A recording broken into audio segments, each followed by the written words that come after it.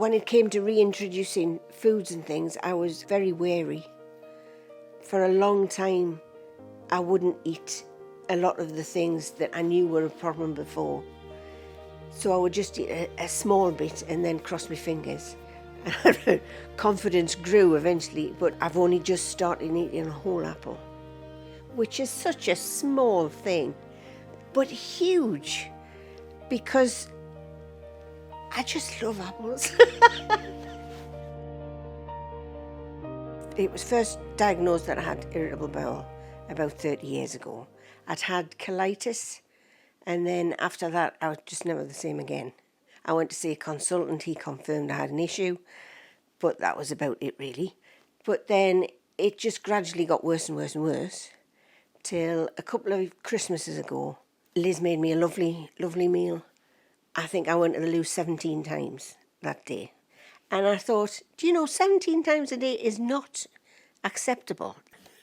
So let's get ourselves in the headspace, Barbara. Just ask me something, Liz. It'll be fine. Okay, yeah. So, you know how I do love to get everyone round for a meal on a Saturday evening with the family. It was getting to the point where it was getting quite challenging to feed everyone, because you've got the kids and then you've got everyone down with their different dislikes, and you've got you me. being able. And I was making like 3 or 4 different dinners. At least now I'm fixed. You just need to do one, and that all works, because I'm going to eat more exciting things that nobody else thinks are exciting, like an onion. That's pretty cool. Or a leek, or apples. And are you sad, Barbara, that you did in fact cut your apple tree down? I am a bit sad now, yes, but I could never do anything with 15 bags for life full of apples, really. Yeah, it was a lot of apples. That was too many apples. But it was very sad that I couldn't eat any of them. Because Liz is involved with OMED, she said, I think you've got SIBO. And I said, what on earth is SIBO? So she explained that all I had to do was give a breath sample, and then it tells you to blow into your device, which you do. And you carry on blowing till it does its beeps or whatever and tells you to stop. And it transpired that, yes, I do have SIBO. So we tried antibiotics, that didn't work. And then they tried the herbal equivalent, which did work. And now I don't have SIBO, and life is a lot better. As well as not being able to eat things, the things that I was eating had various consequences.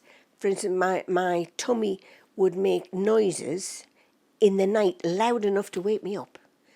I've lived with a snoring husband for 40 years, and my stomach could outperform his snores. That wasn't acceptable either, really. So it had to be fixed. But then I can always eat chocolate, and I always do. I do like making truffles. So those ones are Kendal mint liqueur, and these are toffee vodka. But no, I would always reach for chocolate first. Whereas now I could buy an apple. That would be exciting.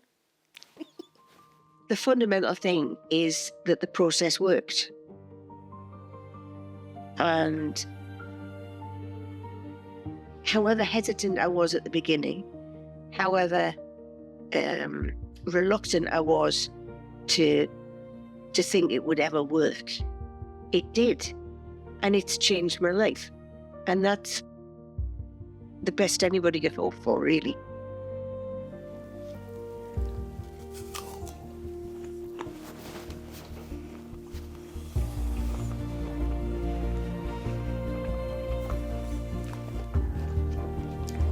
That is very good.